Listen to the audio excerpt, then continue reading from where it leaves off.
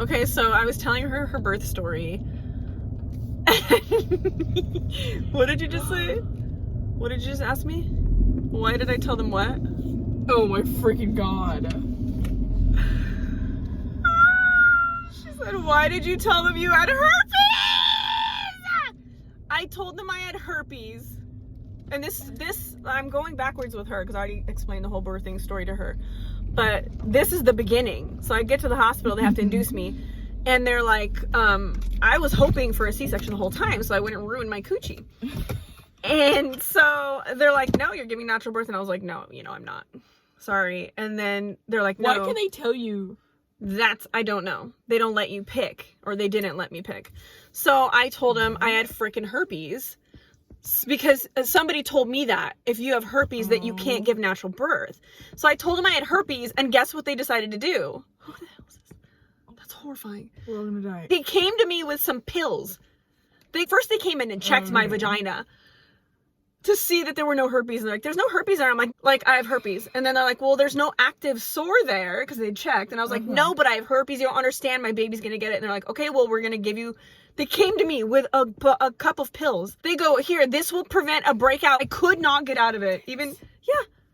I was furious. I'm like, I want a C-section. Like, bitch, what are you doing? Yeah. How can they just tell you no? I don't know. Some people are able to schedule their birth times and schedule a C-section, I don't know. Most women want a natural birth, but I was like, no, I don't want that thing all ripped up. So I tried to get out of it, but it didn't work. It was just like too late? No, they don't automatically do it. They want every woman to try and give a natural birth because like the recovery is bad. Plus it's a major surgery. Well, not major, but like it's a big thing they want to avoid. So they just want you to push it out if you can. So that was the beginning. Then they had to induce me. But here's where it all went wrong, which I already went through with you. This is going to be a very 50 brief. times. Well, just a couple times. This is where it all went wrong. So I got an epidural. And I hadn't started pushing yet. We were just like gonna start pushing pretty soon. And they're like, okay, lay back. We're gonna start pushing. So I lay back, and then the machine next to me starts beeping. The machine that's connected to my epidural.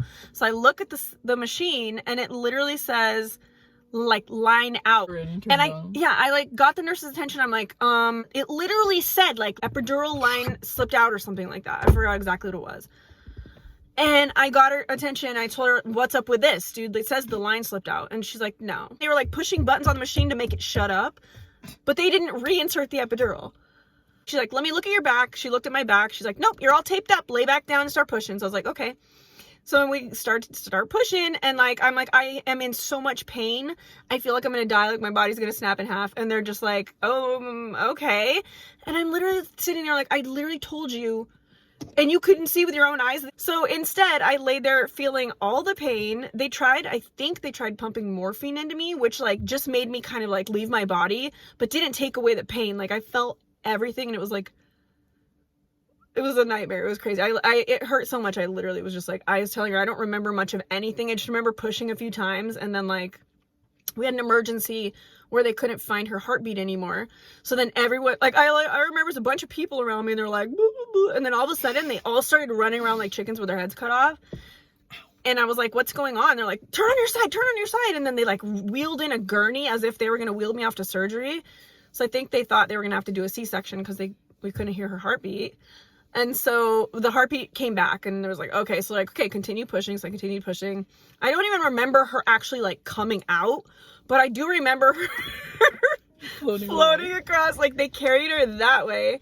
And then I just look over, and I wanted to make sure that like she wasn't a mutant. So I was counting her fingers and toes. Well, here's the thing, because on the ultrasound, they look crazy. And I was like, oh my God, like what if I mean, I would love you obviously no matter what, but you look crazy. I should insert a picture of your ultrasound. Okay, so that's her freaking face. It looks like she had like cauliflower growths or like a freaking white beard and mustache. It was just, look at that. Oh, is that an eye? Like you look like Shrek, but like messed up Shrek, like Shroot. Oh, like shoot. like Demi Lovato's dude, but it was like Shrek. Poop. Oh yeah, god damn it! So yeah, you looked like Shroot. Shoot. It was scary. So anyway, but she was looking the opposite direction, so all I could see was her like fingers and legs and arms and stuff. I was like, all right, that looks all good. But I look, and she was perfectly clean though. That's one thing I do know. Because them cheesy babies, they freak me out. But they didn't put her immediately on my chest, so I guess it wouldn't matter if she was cheesy anyway. But there was no cheese. She was like literally as if you had bathed her, like perfection. And she was so cute and long and like waving around, but she wouldn't look at me. And I was like just laying there like this, like almost dead. And then finally she looked over at me and I was like, she didn't look nothing like that ultrasound. Like, she's so cute. And then I realized she wasn't a mutant. And then the doctor came in to sew up my coochie. And I guess he didn't get the message that, I guess no one the whole time, I guess, did they think I was exaggerating? I don't effing know. But like, he goes to stick a needle and sew up whatever had happened down there. Put a couple stitches in, and he stabs me, and I like freaking lose it. I was like, ah! And so he's like, oh, can we get some numbing stuff down here? No one told you the epidural line slipped out? Because they didn't believe me when I literally was like, look at the machine, assholes. So we laid there. I was laying there with my legs wide open, and this doctor just staring at me, like waiting for the numbing stuff to kick in so he could sew up my vagina. I don't know what you were doing. Just being cute and not a mutant. So... But yeah, the herpes, that was funny and sad, and I don't know whether it's a good thing or a bad thing. My coochie seems to be fine, so. She survived. I've heard horror stories, girl. Alright, well anyway, that's her birth story. So, yeah, so if they don't let you have a C-section and you want one, don't try the herpes. Yeah, they came at me with the pills and I was like, no, I'm good on second thought. I don't think I have. And they also checked my chart. They're like, there's no evidence that you ever had herpes in your chart. And I was like, nope, I have herpes. They told me in another hospital. No, none of it worked. Assholes.